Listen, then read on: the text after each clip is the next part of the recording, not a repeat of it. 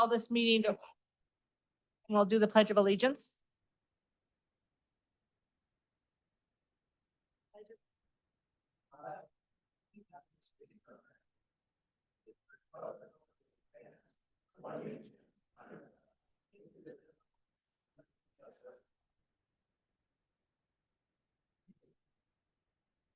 All right. Go ahead and do roll call. Counselor Dominguez? Yes. Great. All counselors present except for Mayor Coleman is absent, and his absence is unexcused. Thank you. The agenda. Looking at the agenda approval, do we have any changes? No. Counselor Vihil? Thank you, Mayor. I move that we approve the agenda as presented, with not having Mayor Coleman here and his absence is unexcused. And then Counselor Vihil again. Second it. Perfect. Oh, Counselor Dominguez? Yes. The motion carried unanimously.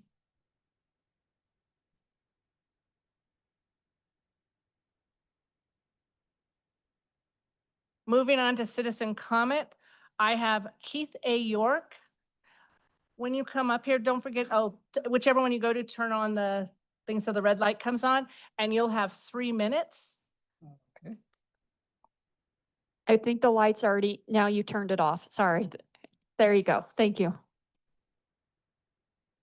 Hey, my name is Keith York.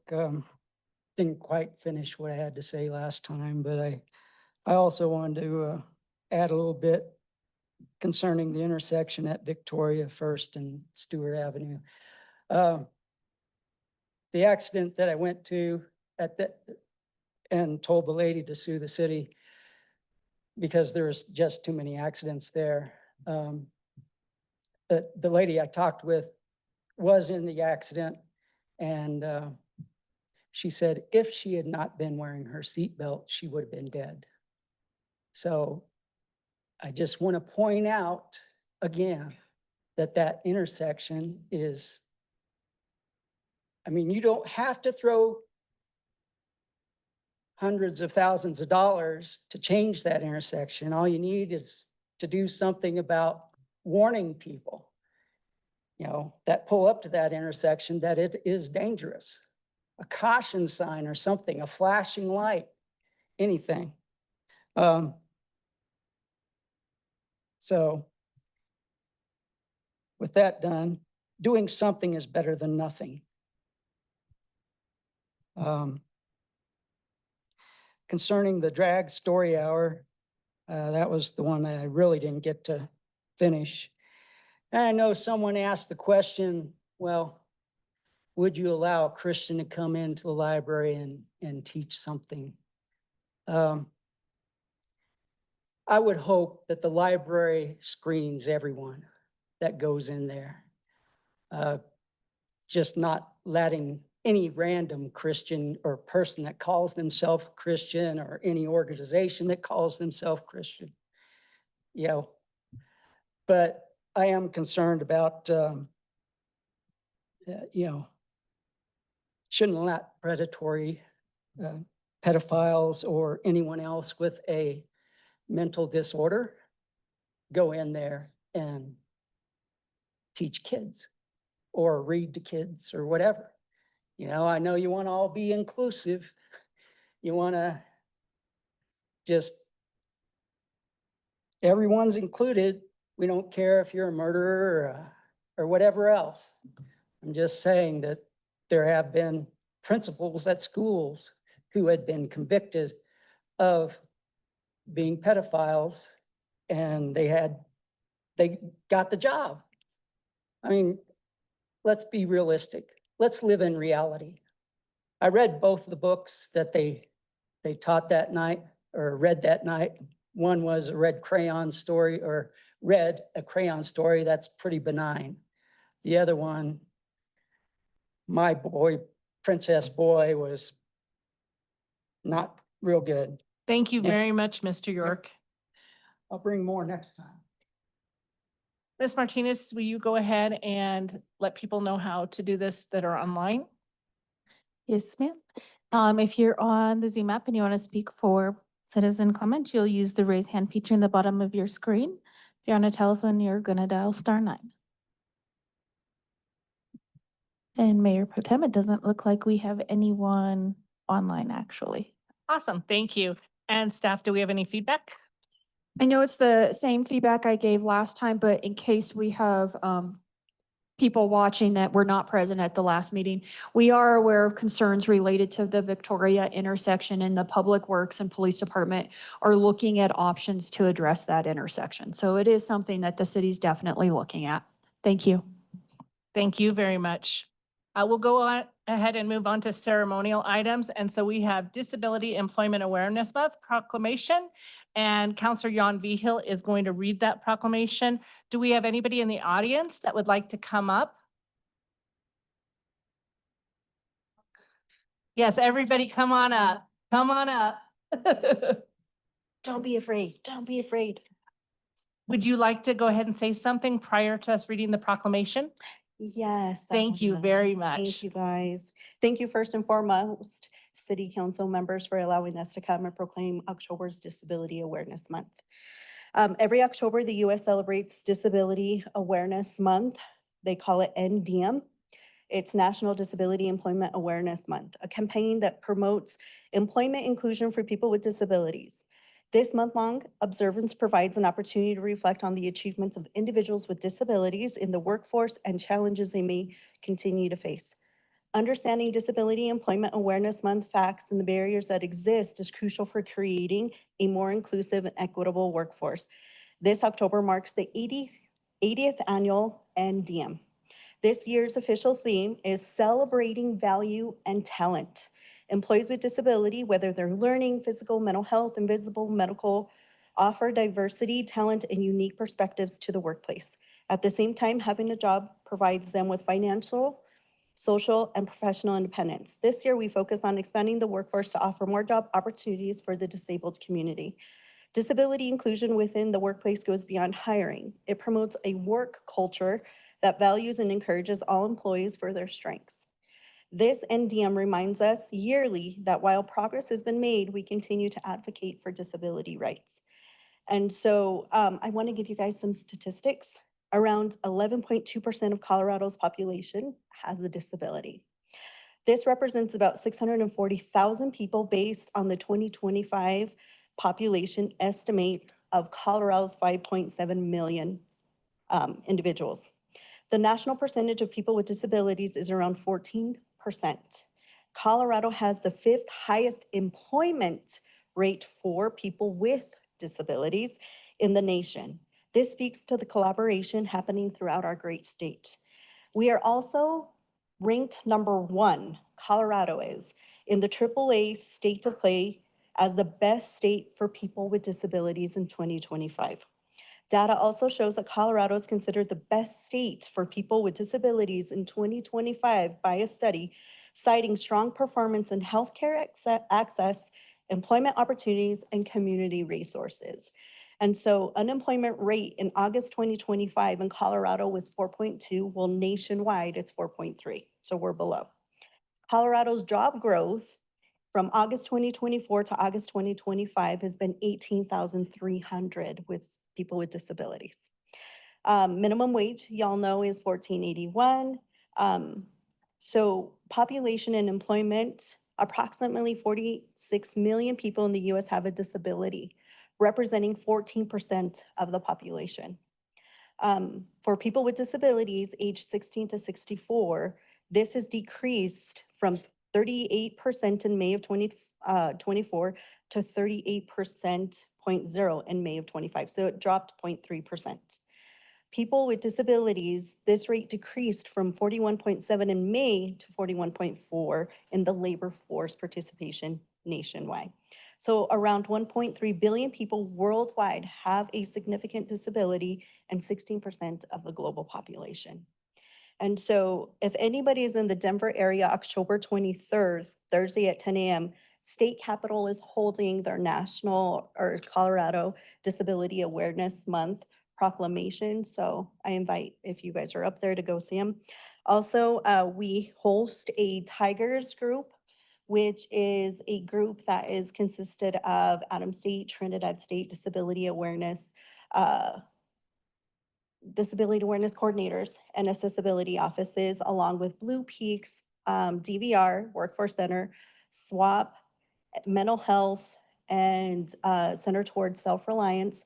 We come together as a group in October to proclaim not only October's Disability Awareness Month, but we also want to thank our employers that have hired, completed a job shadow, internship, apprenticeship, volunteer, paid, unpaid work experience to individuals with disabilities an opportunity to be part of their workplace. We recognize these employers each month with a plaque, a picture, and a swag bag for their efforts to have an inclusive and equitable workplace for those with disabilities. And this year, we are recognizing Moffett School District, Cumbres and Toltec Railroad, and Garcia Auto Sales for allowing students who are youth and young adults to be part of their workforce place for hiring youth and young adults with disabilities. Thank you very much. Those are some pretty phenomenal statistics. What we'll do is Counselor Jan Vigil will read the proclamation, and then we'll all come down and we'll have a photo opportunity with the group. Sound good? Perfect. Okay. Thank you, Mayor. It's an honor to read this proclamation tonight, and thank you for all the work you do, and here we go. National Disability Employment Awareness, recognizing and commemorating October as National Disability Awareness Month. Whereas people with disabilities can make significant contributions to Alamosa's economic and social well-being, but face barriers to employment, denying them the opportunity to use their skills and perspectives and depriving employers of the talent they need to grow. And whereas as Alamosa focuses on promoting a thriving employment environment with opportunity for every American to prosper, it's critical that it be powered by inclusion, providing people with disabilities the support they need to pursue their career goals, live independently, and achieve financial prosperity. And whereas, as they enter, re-enter, or need support to remain in the workforce, Colorado workers with disabilities can benefit by visiting one of the offices of the Colorado Department of Labor and Employment's Division of Vocational Rehabilitation and/or Alamosa Workforce Center, which partners with the state's 52 workforce centers and 9 certified independent living centers.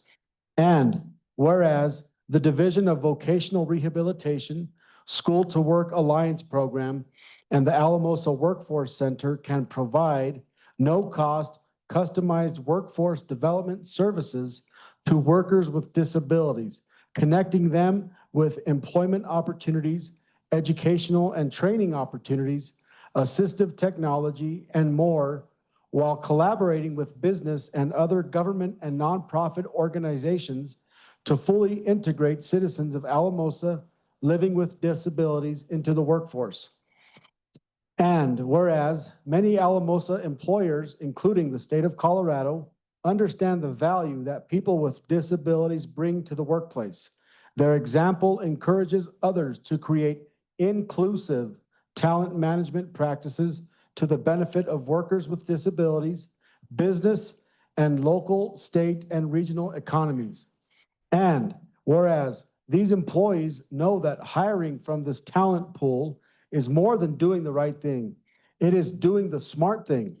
When employers create a culture of belonging for all of their talent, the dividends that are paid back to the company and to Colorado are significant. And whereas our communities and our economy are the best when all people, including people with disabilities, can earn an income and become independent just like anybody else. And whereas activities during this month will reinforce the value and talent people with disabilities add to our workplaces and communities and affirm Colorado's commitment to an inclusive community that increases access and opportunities to all, including individuals with disabilities. Therefore, the City of Alamosa recognizes and commemorates October as National Disability Employment Awareness Month. And further, the City of Alamosa calls upon employers, schools, and other community organizations in Alamosa to observe October with appropriate programs and activities, and to advance its important message that people with disabilities add value and talent to our workplaces and communities. And finally, the City of Alamosa pledges to continue the steps throughout the year to recruit, hire, retain, and advance individuals with disabilities and work to pursue the goals of opportunity, full participation, economic self-sufficiency, and independent living for people with disabilities, given under the seal of the City of Alamosa on this 15th day of October, 2025.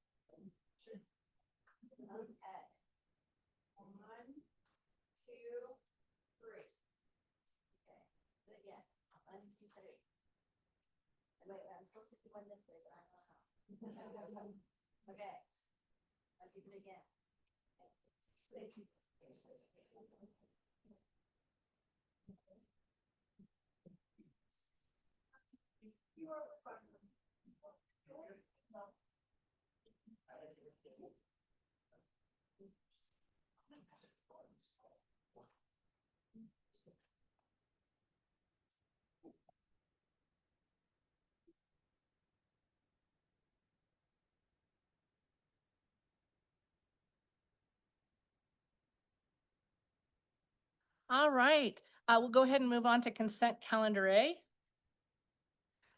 Counselor Behill? Mayor, I move that we approve consent calendar A. Second. Okay, I'll go ahead and we'll start the vote. Counselor Dominguez? Yes. The motion carried unanimously. All righty, thank you. Moving on to regular business, we have a presentation from outside agency, and today we have Adams State University update from President Tanberg. As you're coming up, just a reminder that you have 10 minutes and to speak, and so the timer will be up. Probably won't take the entire 10 minutes. I have a bit of a delegation with me today, and Jake, who you all know is VP for Advancement, is handing out our new strategic plan. So feel free to enjoy that. I've got one of my students. Do you want to introduce yourself real quick? This is Nick. I'm teaching state and local politics this semester. We had two celebrity guest speakers from the city, and Heather and Liz, and thank you for that. You'll remember Nick. He asked a lot of questions, right? And then my wife, Darren, who is a tremendous asset to the university and the community. So thought I'd come with this is, I guess, kind of an annual thing for me about this time of year to provide an update on where we're sitting kind of midway through the fall. And we started quite strongly. And I think if you've seen some of the reports, we were once again up on enrollments, and that's important. You all have been here for quite a while and know the history of the university. We had something like 13 years, 12 years of declining enrollments, and that has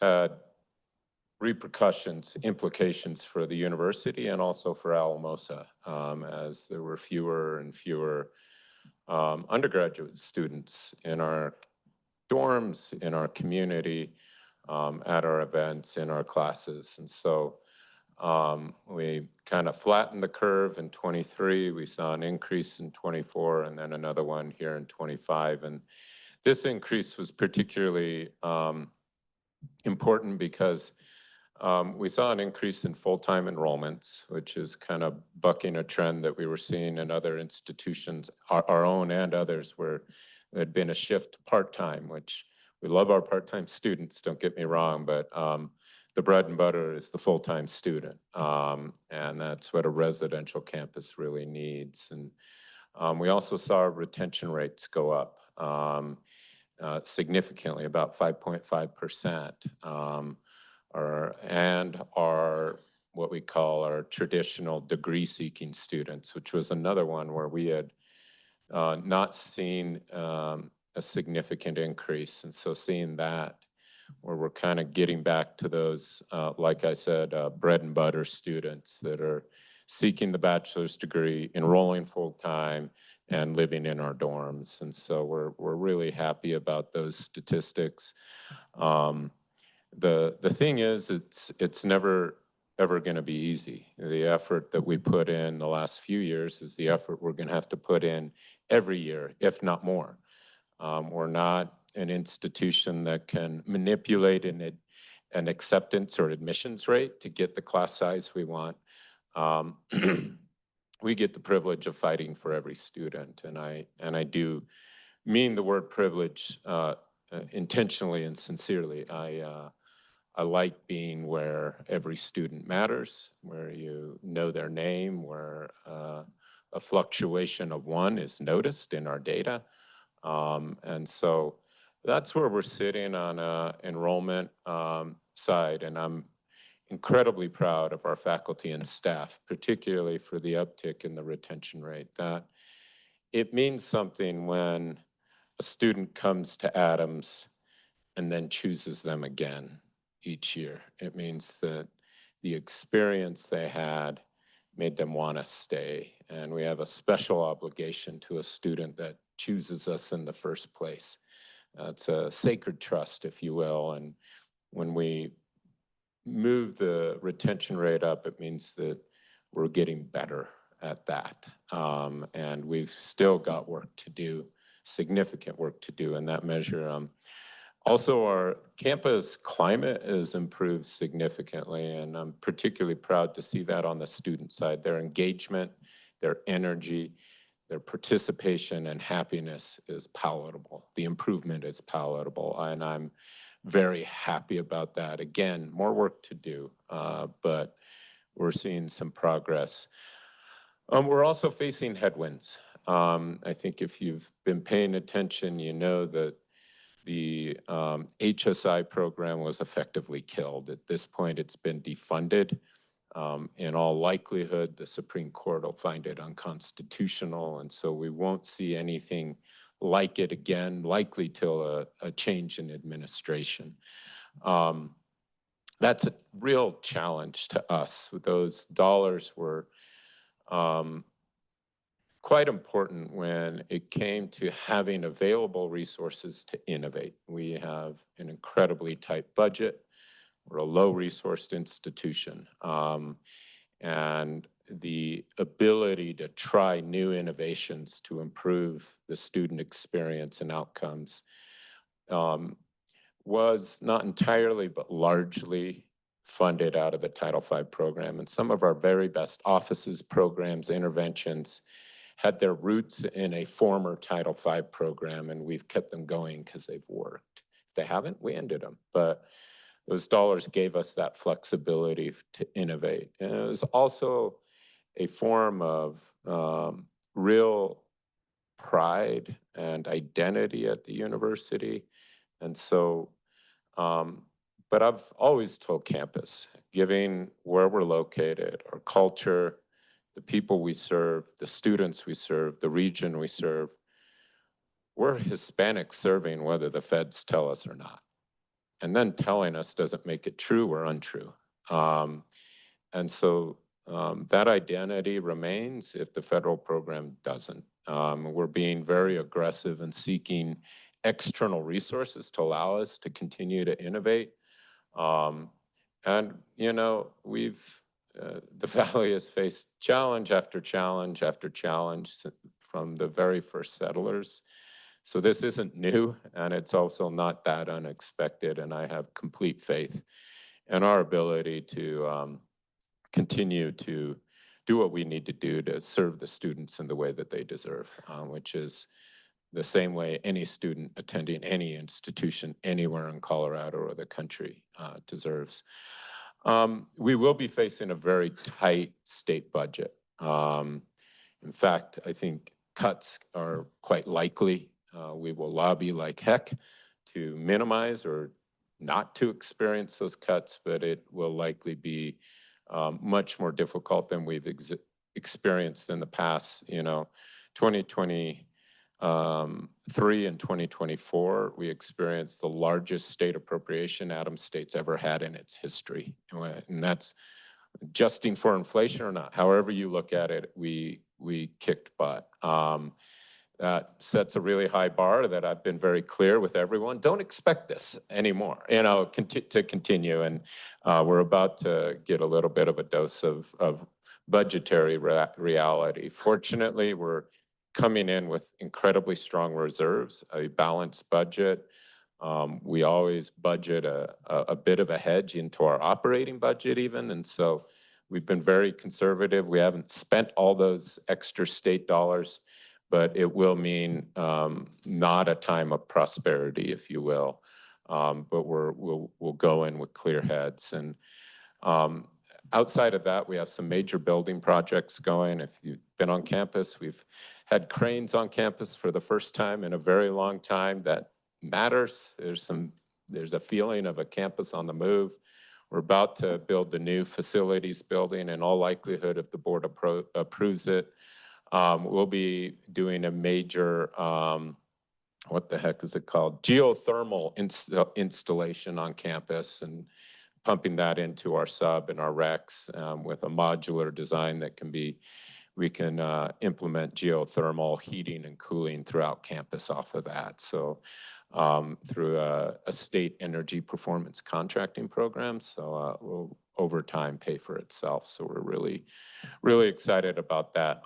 All that to say, I feel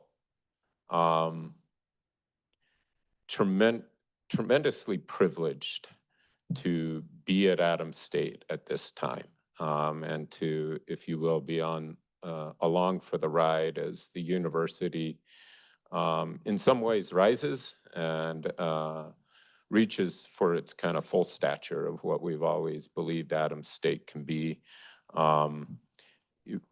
Nevertheless, you can't expect easy times, but I think our ability to rise to the hard times is that much more of a mark of our strength and our commitment, and look forward to working with all of you on that. Thank you very much. Is questions okay, even though I actually took the full 10? No, Okay. go ahead, and if anybody Yeah. has any questions or comments. So we'll start off with Councilor Behill. Thank you, Mayor. Dr. Tamberg, thank you for being here, and so thrilled with your leadership and the way Adams State is going, and it's going in the right direction. I'm a proud graduate of Adams State. My wife went to Adams State, my sister, all my wife's family went to Adams State.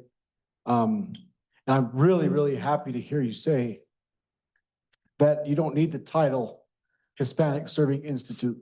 This is a Hispanic Serving Institute. It's one of the reasons why I came to Adams State. So I'm glad that you have that mantra, and I really appreciate it. And I can be upset, and we can all be upset that those funds are gone. Yeah. And it's not right. It's not right. And I'm happy that you're you're the leader of that school. Thank you. Thank you. Councilor Behill. Oh, my bad. I thought. As you know, I also am a graduate of Adams State College, and I am sad that those monies went away. but I'm very happy that you're in the leadership position that you are, and that, I mean, it's sad, but I think we can recover from that. Counselor Carson? Yeah, just to echo what they said, I mean, it's really good that you're here in a time that it's a little trying, and you've seen, you know, some ups, and now you're dealing with some downs. But you've done a great job. It's flourished under your leadership, and keep doing what you're doing. And thank you. Thank you for the words too. That was, you know, the words were very eloquent. And so thank you very much. Thank you. Counselor Krebs? Thank you. Just echoing the others, thank you for everything you've done up to this point, and I'm especially looking forward to what's going to come in the future. Thank you. Counselor Dominguez? Dr. Danberg, thank you for them comments. I really appreciate the way you acknowledge that it is a Hispanic Serving Institute, and I really admire the way you presented yourself in being a fighter for that. And you know, with a lot of organizations and institutions just being followers these days and doing what they say they have to do. I know there's a lot of people that will have what it takes to do what's right and what should be done. So thank you. Thank you. And Mayor Pro Tem, could I say a few words as well? Okay, I know you don't always look over here for the light. I just want to say, Dr. Tamberg and everyone who's with you tonight, I just have greatly appreciated your leadership at ASU. I feel as if the campus is back open to the community. I feel this partnership is much stronger. And, you know, there's a lot of things we're working on that I'm not sure is always at a level that people are aware of, but we have regular meetings, having the discussions of some of your long-term plans of wanting to look at your facilities and housing and, you know, what to do with some things like that. I think being at the front end of those discussions is just so helpful. We're about ready to put ink on paper to get public access on the trails for those areas that run along ASU. I know sometimes in the past, those conversations wouldn't have gotten to this point. And so I really just want to say thank you for your leadership on those items. We're also having conversations, and it may not pan out, but when that facility building is moved, is there a way to fix that really terrible intersection at First and Murphy? We still have to look at the engineering. It may not allow the space that ASU needs for the other development that may occur. So no corners to be backed into there, but just to be able to have that conversation and that openness. Last year, we had the big internship program, the homecoming, you know, and I know a lot of these are not as serious as the issues you're facing because of the national items. But from a local partnership perspective, I think it's just, it's been pretty amazing. And I wanted to say thank you. Thank you, Heather. And if I may, that's been, it works both ways or it doesn't work. And so council, you should recognize what an amazing partner Heather has been to Adams State. And we do have regularly scheduled meetings, and we get to brass tacks on a lot of things. Street projects, the trail access, we've, you know, our building, what we're going to be doing, what you guys are going to be doing. We're in constant communication, and there's been a lot of give and take of assumption of trust and goodwill, which has allowed us to address some of these issues that we know we've had to, and like Heather has said, they're not always the sexy things, but they're the things that really day to day impact the community. And you know, and we've also allowed ourselves to brainstorm and to think big. Like, you know, we've talked about openly the idea when we do the major renovation to the sub, do we want to put conference space in there? And that won't happen if we both aren't on board, and we don't know where we'll end up on that, but we're at a point where we can talk that kind of big stuff collaboratively, and I think that says a lot. And I ran out of time, but the homecoming collaboration, and Jake was the point lead on that, VP Risler, and it was such a party. And thank you for your collaboration on that. to Chief and all your staff. Yeah.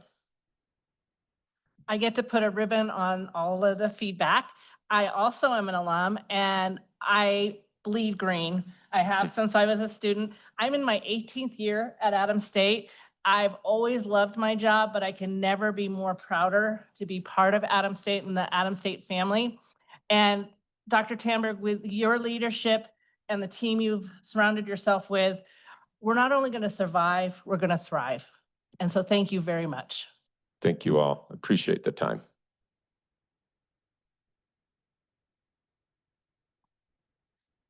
All righty, continuing on with regular business brought forward by city staff. We have finance, and it's a public hearing and second reading on ordinance number 21-2025, an ordinance making the annual appropriations for fiscal year 2026. Thank you, Mayor Pro Tem. Before we open up the public hearing, I do want to provide a bit of the budget overview at the high level type of situation. When we're doing a presentation, we always talk about our city's vision and mission. And you can see that when council worked on this, they very much wanted to make it well balanced for both of them and inclusive. And so it talks about visitors, businesses, residents. We talk about economic development, but we also talk about our rich history, ethnic and cultural diversity, and wanting to make sure that we have a community that is effective for all those different areas. The next slide talks about our city organizational chart. We don't spend a lot of time on this, but this is to try to help individuals understand why the budget might be as big as it is, because the city actually does touch a lot of different areas, from some internal divisions and departments to external, parks and recreation, fire, police, public works, a lot of different areas. The next slide is if someone were to say, where's this city spending a lot of money? Where's the city spending a lot of attention, a lot of effort? Where are some areas the city's worried about? And so this is just an attempt. There's no math behind it per se, but this is an attempt to try to answer that. Housing remains still a crisis. There's a lot of light at the end of the tunnel, but even those exciting projects don't address the 500 shortfall that was identified in the housing assessment plan. The other area we've been spending a lot of time on is police and fire. So from a public safety perspective, early childhood care remains a crisis for our community. And likewise, we've been at the table for a lot of different community discussions and efforts to either maintain existing childcare and grow it. Obviously, infrastructure is a major price tag, and we'll see that in a few slides further on. But when you have water and sewer and streets and stormwater, for the number of miles that we have, both above ground and below ground, it takes a lot of money to maintain that and make sure we're also meeting state and national regulations. Outdoor recreation continues to be a priority for our community and our partners. There's a lot of effort moving those activities forward. And clearly, it's even in our vision and mission. We're here from a business perspective and to help protect and help our existing businesses and attract those to our community that makes sense. From a budget overview, we have the following funds. We have the general fund, enterprise fund, which is our utilities, the street trust fund, the community recreation fund, and then other smaller special funds. Essentially, from a layperson perspective, if you think of the fund as a bucket, that helps from a visual perspective. So for our street trust fund, for example, we have a bucket that has a dedicated tax that goes into that bucket, and that money can only be used on those projects identified for the street sales tax. It cannot be used for police. It cannot be used for fire. It cannot be used anywhere else. The only bucket up there that can be used on other areas is the general fund. Hence, we do see a lot of pressure on our general fund because it funds a lot of our general services that don't have dedicated resources, and it can help in some of our other dedicated areas such as parks and recreation. So at the very high level, when we look at total revenue coming in, so it's all of those buckets together, total revenue, we're estimating just shy of 42 million. You can see our general fund is about half of that at 20.6 million. And then you can see utilities, that enterprise blue is the next big chunk. And then our community recreation, and then some of those smaller areas. Conversely, from an expenditure perspective, we are expecting to spend about 47 million. So that is more, but those are planned expenses. Those are projects we anticipated happening and we've been saving up, and they're capital projects. But you can see the graph looks very similar as far as how it breaks down from a revenue perspective, the general fund, enterprise, community recreation. If we dig down into the general fund, as I said, this pays for a lot of different services. So we've got police, fire, parks maintenance, street maintenance, a portion of the library, municipal court, and then just overall administration. When we take out the grants for special projects, public safety and street maintenance represent the largest percentage of expenses for this fund. Revenue comes from a 2% sales tax and that the state collects for us, and a 1.2% sales tax, and then about 650,000 in property taxes. There's some other smaller amounts of revenue, but those are the largest revenues that contribute to the general fund. This is just a pie chart to show a little bit of that. So for the general fund, we've got 20.6 million. With taxes representing about 53%, intergovernmental revenue, which is grants, representing 35%, transfers, miscellaneous revenues, all of those things reducing down. Next slide. For expenditures, we do have 22 million. Again, that's about 2 million more than what revenue's bringing in. I hate kind of showing this pie graph because there's this big green area for development services that says it represents 31%. But if I take out Tierra Azul, Hunt Avenue, the CDBG for PALS, and Boyd School, all of those add up to about 6 million. That just leaves 896,000 in there. So they're normally not 31% of the general fund. It just so happens we have over $6 million coming in from grants to go towards those projects. The next bucket we want to talk about is the enterprise fund. So that's essentially when individuals think of the utility bill that they get, that is water, stormwater, wastewater, and sanitation. And again, this is a restricted fund, which means only that revenue that comes into this fund can pay for these services. It cannot pay for police or streets or anything else. From a revenue perspective, we're looking at $9.6 million. Charges for services represents about 63%.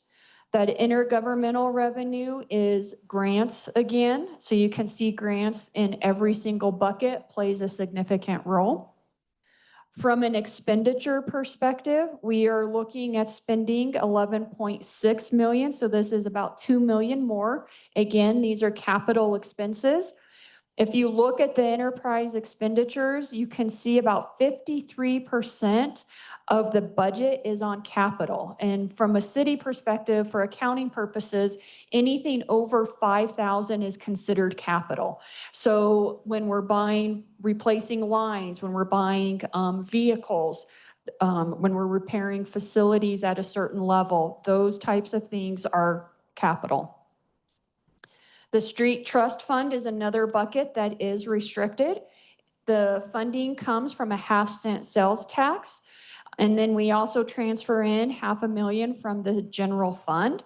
This tax does sunset in 2029. The revenue pie chart looks pretty straightforward because there's only 2 revenue sources. So the taxes represent about 80%, and that transfer in from the general fund represents about 20%. For 2026, how the street trust fund will be spent is we've got the West Sixth Street and which is Washington Avenue to Tremont Street reconstruction. We also have the reconstruction of Pike Avenue. And then we have the design and engineering of Tremont Street. And then we've got the unassigned maintenance, which is the slurry seals and those types of treatments, as well as the concrete replacement program. The next bucket is our community recreation fund. This is also a restricted fund. So you have the dedicated sales tax as well as other revenue sources that then can only be used on our recreational facilities and services. It funds the Alamosa Library, golf operations, the recreation center, the ice rink multi-purpose building, trails, and then obviously all the programming that we do for both youth and adult, indoor and outdoor. It's a lot to cover with a 0.5 cent dedicated sales tax. From a revenue perspective, we are anticipating about $4 million. You can see the taxes represent about 50% of that. Grants represent, they're broken out 2 ways for some reason, but total it's about 23% is funded through grants. And then you can see some of the other types of income that comes into community recreation. From an expense perspective, we are expecting to spend about 4.3. That's about 250,000 more. You can see how much is going towards community recreation, golf course, and library. The next slide is our capital improvement program. I am not going to spend time on all those big colors. The main point is there's over $12 million in this budget that is going to be spent on capital projects. And so that's a lot of the projects that the community will see, road repairs, those different types of things. So if someone were to say, what are the major projects that we expect to accomplish in 2026? We wanted to provide this slide. We've got the Downtown Alley Project, Pike Avenue, Hunt Avenue, West 6th Street, the Murphy Lift Station. And I know like maybe people don't know about lift stations, but they're anywhere from $250,000 to $400,000. So, and they're important because if they go out, especially if it's a wastewater lift station, that becomes a problem pretty quickly. Aeration system at the wastewater treatment plant, ventilation at the water treatment plant chemical room, a lot of facility improvements in vehicles, the Cole Park playground replacement, arsenic treatment as it relates to the water treatment process. We've got a PD support services building, as well as the CRHDC and Boyd School Housing and the CDBG grant for the PALS project. Last, staff is really amazing at trying to stretch the dollars as far as they can go. And so we've been very aggressive of trying to go after grants and donations in order to get the projects done.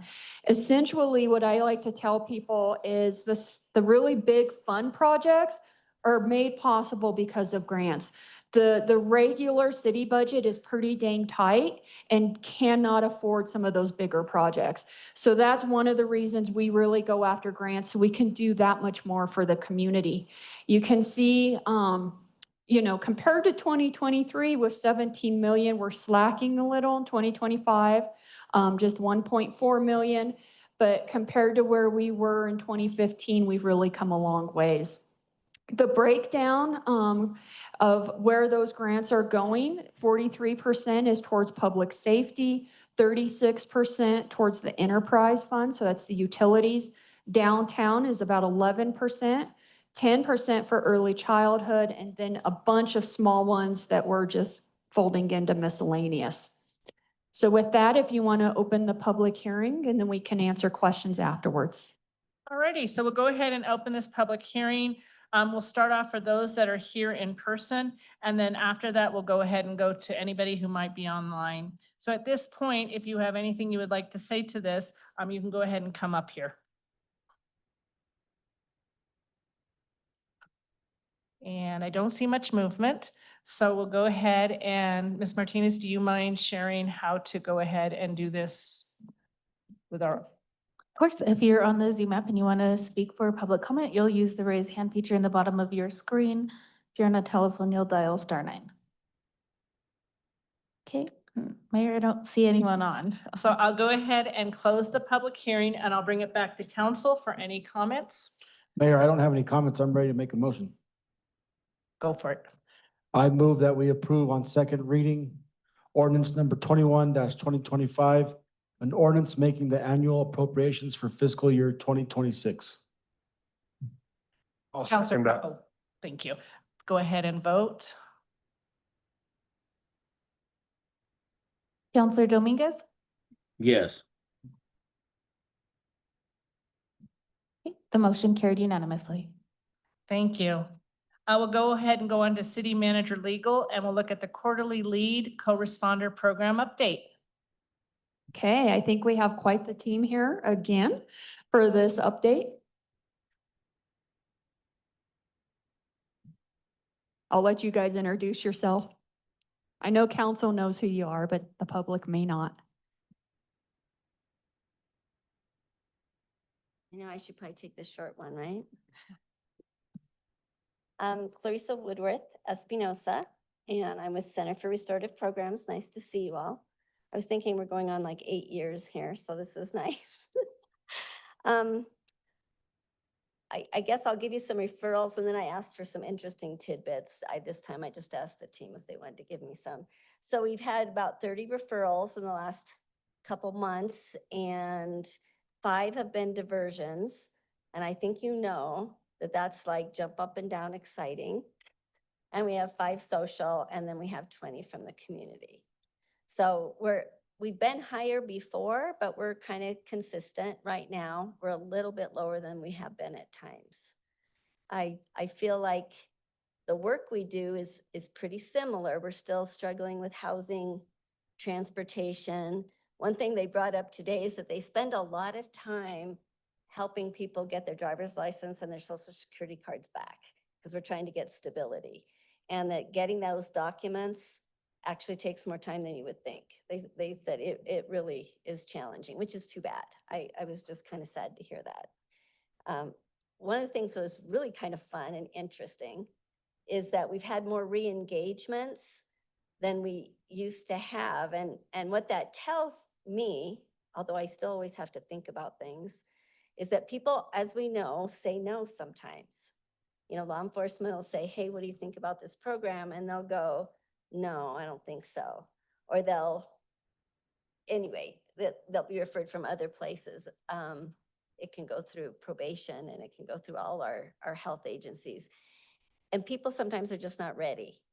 And so the fact that they're coming back feels good, that they do see this as a resource and they see it as an opportunity to come back. And we used to hear a lot, no, I've been fired from programs and I can't do that. And so I think that's just a really good message.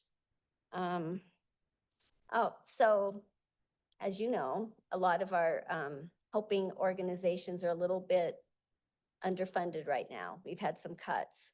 And so we are feeling that with our participants. We try and use all the funds that are available to us. And so they're starting to reach out to some statewide organizations, 211, United Way for rental assistance, some Native American assistance funds. And I thought that was something I had not heard them say before. And I guess the other thing I wanted to say is we're in the middle of this transition, and I think 2 things. I think this team is just fantastic. I'm really impressed that the case managers, Stephanie, their attitude towards their participants, it's just so good. And they don't, after years of seeing people struggle, I see them still having hope and respect, and I just love it. And 2, I feel like Heather has just gone over and above, and I think has done a great job at helping them feel like this will be workable. The city wants you here. It'll be a good transition. And so that's been really nice. I think that's good. Do you want to say something else about? No, No? You did good. Okay. Yeah, so y'all, let me take Kinchu. taking to administrative sergeant with the police department. So yeah, we're real excited with the lead team coming over, gonna be able to work closely with them. With the co-responders, we had 152 contacts with them, including follow-up calls. They did 12 jail assessments, spending 18 hours in the county jail with them. And then the co-responders and lead team also hosted a lunch and learn at the Tucasa lunch and learn, so that was great for them. And then we were also able to do 40 bus tickets in this last quarter for people that needed transportation out, so it's great to be able to provide, so. Cool, yeah. Any Do questions? you have anything, Steph? No. Okay. Nothing. Not much. Any comments or questions from council? I will start off with Counselor Krebs. Thank you. No questions needed. You guys are doing a great job. Just keep up the good work and yeah, thanks so much. Thank you. Counselor Jackie Vigil. I want to echo that also. You guys are doing a great job. I sit on the lead committee for council, and I'm always impressed by the numbers that I hear and how the community engagement and just the whole thing about how people really care, how your co-responders really care about people. So that just tugs at my heart. And then we have Counselor Dominguez. I want to thank you guys for the work you do. I have kind of a story that I'd like to share real quick about that work. I came in as a natural support on some of the other work I do with your organization. And just today, as a matter of fact, one of the kids that I worked with about 5 years ago, for a long time, for 2 years straight, I worked with this family. They were really a struggling family, and it wasn't easy. It wasn't always easy. But when he texted me today and asked me how I was doing and said that he was still doing okay, it goes a long way to be able to work with an organization like yours from a community perspective and as a natural support. So that work, even though we don't see the strides right away, and the hopes that things are moving the way everybody expects, I know that for a fact that as long as you show up there for people when you can, whether they're ready or not, there are some seeds that have been planted. So it was really nice to hear from this individual today, and I just wanted to point that out. So thank you all. Thank you. Yes. And I'll go ahead and add that this was a dream when we first started this. And honestly, it was something that we were at a CML conference and we brought it back. We had this wild idea, and we wouldn't be where we're at today if it wasn't for all of your teams and all of the hard work. And obviously, this was a test, and it was one of those things that we had to adapt and adjust as we went through this. And we would not be here today. I know we're going through a transition, but this wouldn't happen if it wasn't for all of you and all of your teams. So I just want to thank all of you. And this is just a continued work in progress. And the real winners out of this are the people that we're able to help.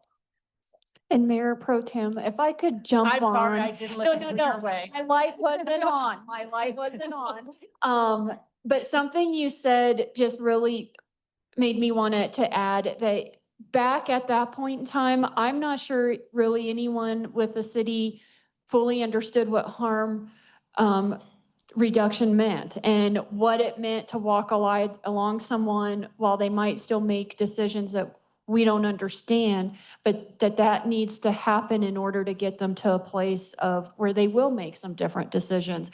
There's no way we could have started even a co-responder program. And so from an organization and with the help of CRP, not only getting the program up and running, but educating us along the way has really helped us get to where we are. And so I just wanted to say thank you. Thank you. All right, moving on to development services. First reading ordinance number 22-2025, an ordinance amending the Unified Development Code to repeal and replace Division 5-3 landscaping and open space. Deacon, it's all yours. Thank you. And I want to jump on the bandwagon. I know there's at least 3 of us in the back row that are also Adams State alums, so it's pretty cool. 4, there we go. As you said, this ordinance is proposing to amend the landscaping code. Now, we talked about this at a work session on September 17th. And so just from a high level, parts of our landscaping code were just not very functional. They didn't really match our climate.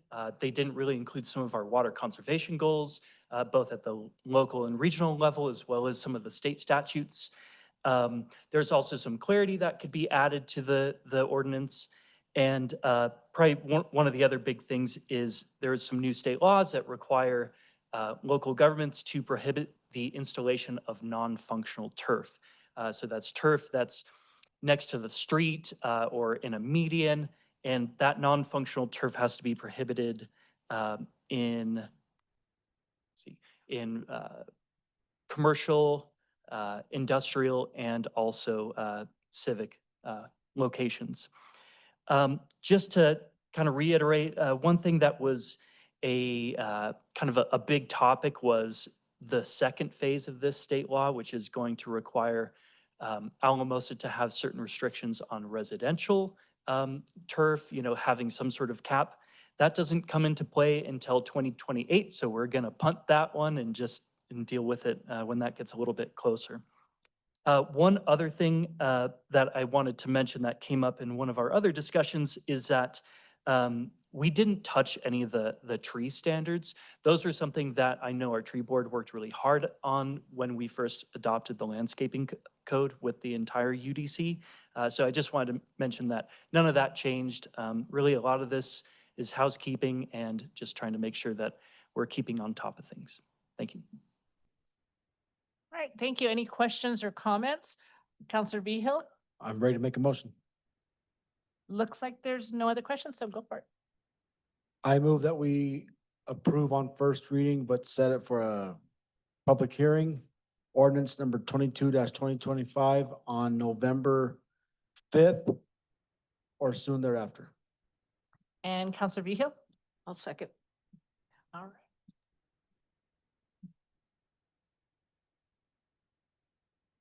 Counselor Dominguez? Yes. The motion carried unanimously. All righty, so now we'll move on to first reading ordinance number 23-2025, an ordinance amending the Unified Development Code to fix minor inconsistencies, expedite affordable housing development review, clarify existing language, add standards for subdivisions, amend temporary sign regulations, and update certain regulations to comply with the state statutes. I think we need a competition for who can write the longest ordinance titles. That might be a record. I do also want to mention that one of our planning commissioners is here tonight, and they're always central to these discussions. So just from a high level, we always have a running list of things that, they come up and we notice sometimes it's as simple as a typo. Sometimes it's something that is a hole in our code that just needs to be shored up. Or sometimes there's a state statute that's been passed that we need to comply with. So that's kind of how this one is structured. There's 10 things that we want to highlight. So one is having an off-ramp for other governmental agencies for certain land use decisions. So this is something that came about with our discussion with the school district about a year ago. It wouldn't have applied to that situation, but it also brought to our attention we don't have that. One is to allow childcare uses in the agricultural zone. So the city pretty much owns all of the agricultural zoned area except for the airport, which is jointly held with the county. And really this is just to make sure that if the Gingerbread Child Care Center needs to move to a place that is city-owned property, that is already allowed. So trying to remove a barrier preemptively. Lots of things about simple housekeeping. One was in 2018, there's a new provision that council adopted for smoking lounges. And so this was just essentially clarifying a single letter in a table.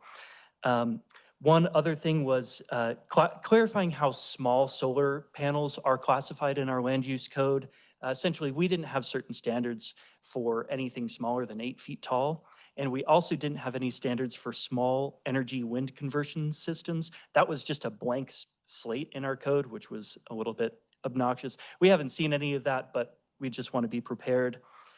One is to add a prohibition from advertising electronic smoking devices or vapes in a way that is visible from the public right of way. And that's a state law that we're just trying to make sure that people are aware of. It's a lot easier for us to say it's in our ordinances than it is to say, well, according to state law, HB 20, whatever. One thing is clarifying that any sort of merchandise can't be used as a sign element. And the big change from our work session was unless it's part of a principal use. So this was a discussion that was had. And, you know, the more we thought about it internally, it's like, oh yeah, that would actually cause a lot of unintended consequences. So we just narrowed that up kind of as narrow as it needs to be to make sure that we can prevent certain issues from popping up when they do. One is just amending the zone of benefit recovery to allow for 8-inch sewer lines. So essentially, if a developer puts in any infrastructure, they can get reimbursed from any subdivisions or development that adds on or attaches to somebody else's investment. And an 8-inch sewer line is really common in our system. One is to add some requirements for subdivision plats. So this was something that used to be in Chapter 17, which was repealed in 2018, and we didn't have anything to replace it with. So this is just really adding some standards. One is codifying the practice that we already do, that we expedite affordable housing developments. Again, this is something that's already ingrained kind of in our internal practices, but this does essentially mean $50,000 in Prop 123 money. So we might as well just make sure it's in our books. And then just changing some few definitions, making sure things are consistent. And that's it. Thank you very much, Deacon. Any questions or comments? Go ahead, Councilor Krebs. Thank you. I just have a real quick question, Deacon. I'm just not remembering from the work session on this piece. If/when this ordinance is put into effect, are previous businesses grandfathered so that it doesn't apply to them, or does it then just blanket apply to everybody at that time? Are you talking about the signs or which one? Specifically into this one, the vaping.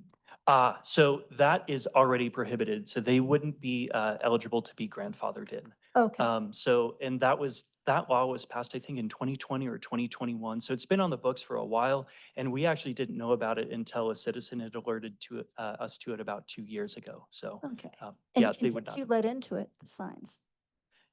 I'm sorry, the signs as far as the ones not associated with the principal use. So those ones, really the things that we were thinking about, you know, places that have large outdoor displays such as, you know, whether it's Big R or Alamosa Building Supply, you know, they have some signage that is really associated. I think another thing we discussed was Town and Country. And, you know, the sign code is really onerous. There's a lot of ins and outs. However, really this specific one is to make sure that you don't have specifically a solar panel that's being used as the stand for a light, or excuse me, for a sign that's not associated with that use. So if it was a solar panel associated with a heavy outdoor retail, so like Big R or Alamosa Building Supply, that would be okay. But since it wasn't associated with the main use of that property, which was residential, that's just something we wanted to button up. So to kind of answer the question though, so all the things that are associated, the examples you gave, Big R and all, those are still going to be allowed.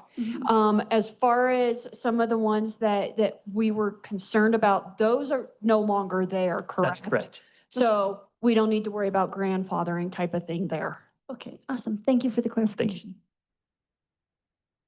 Councilor Vigil. Mayor, I move that we approve on first reading ordinance number 23-2025 and set it for a public hearing on November 5th or soon thereafter. Councilor Vigil again. Oh, I'll second.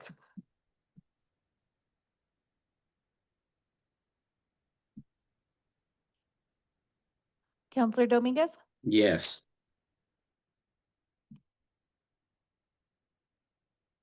Okay, the motion carried unanimously. Thank you.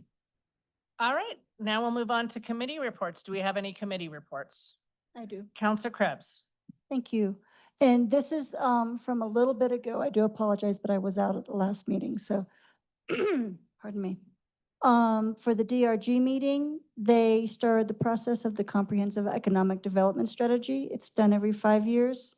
And this one, the DRG has asked Erin Minks to step up and assist in updating it. So it's good to see her again. And for the COG, the Council of Governments, we got an update on the GIS strategic plan overview, and we're waiting on the final plan, and then they'll have a roadmap on how to move forward.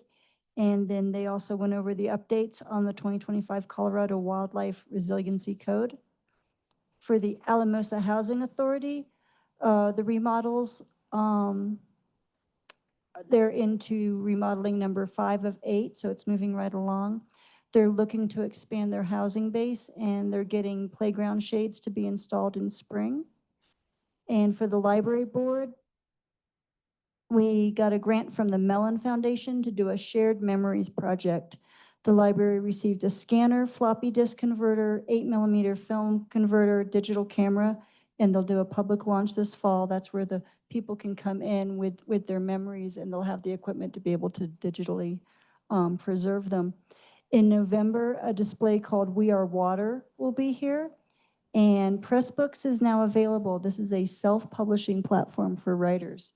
And so I'm very excited that the library is stepping up for its patrons on that. So, and that's all I have. Thank you. Any others? All right, I did have one myself. I was at the rec board, so let me pull up my notes. So the ADA path at Lee Field is completed, so that's pretty exciting. We had a presentation from SLV Go about accessibility and safety survey, and it focused on the city of Alamosa and the parks and trails, so it was really interesting to see that. I know that they are going to do another presentation. The Summerfest Rio Trio will now be combined. We're super excited, and run by the Rec Center City of Alamosa. So that'll be something that starts off our summer, so it'll be really good. 22nd of October, Boyd Park will be installed. It's kind of neat. It'll be an all natural style. So basically it's going to be all wood, no plastic, and there are going to be new play elements that are not seen in any of the other Alamosa parks. So that'll be great. And then one of the things also that was, I thought really interesting is the Adopt a Park. We have 14 parks that are adopted and 9 are new. And so that I thought was great news as well. That for the most part was the key outline from the rec center. All right, moving on to regular business staff announcements. So as Chief Dean Felder makes his way up, I have 2 quick ones. Next week, you guys can celebrate. You actually do not have a Wednesday meeting, so you have a Wednesday to yourself. But don't relax too much, because the next Wednesday you do have an executive meeting to finish out some of the evaluation process. And with that, I'll turn it over to Chief. Good day, good evening, council. So I just want to address, there was a recent ICE arrest here in the city that actually, it made international news. I had a guy from New Zealand, one from Canada. I received all kinds of hate email and voicemails over this ICE arrest. I just want to make it very clear, we were not involved in that, and we won't be involved in strictly ICE and immigration type arrest. First off, state law does not allow us. And 2, it's not our job. Immigration is a federal law enforcement task. It's not us. We're not involved in that. We had nothing to do with it. The one thing that was kind of, and I understand, people just see police because if you saw the vest they had on, it said police, so people automatically assume. The guy from New Zealand, I kind of went back and forth with him a couple times on email. One, I just want to make it clear to him, and I said, hey, in the future, you might want to vet this and really find out who it is, and just assuming that it was the Alamosa Police Department. We were involved in it. Same thing with the guy from Canada, but it was kind of irritating that they just assumed that it was us. But I just want to make that very clear. We will always cooperate with any agency that's looking for criminals that are wanted like the one we just did up on Mount Blanca with the U.S. Marshal Service, we will absolutely do that. But if it's strictly for immigration, we will not be involved in that. I just want to make that clear, and hopefully the public understands that as well. I think it's, with some of our council members were getting questions because of what's on the vests can be misleading to the general public. And so even if it says police is, it is not us type of situation. Yeah, I mean, most agencies wear something that identifies them obviously as law enforcement.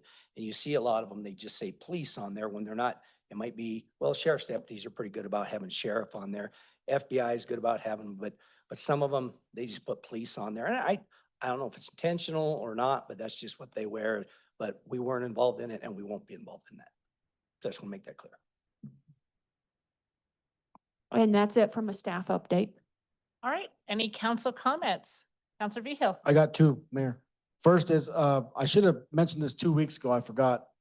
But I don't know if you all know, but Alamosa is home to right now the #1 ranked volleyball team in 3A. They're kicking ass. They only have 1 loss. And they're rolling into regionals and state over the next few weeks. And one of our own, Andy Rice, has 2 daughters on that team who are kicking butt. So just kudos to the Moose who are getting after it. And the next time we meet as a council will be November 5th. And we will have a new election. We'll have an election by then. So I just urge everybody out there to get out and vote. Thank you.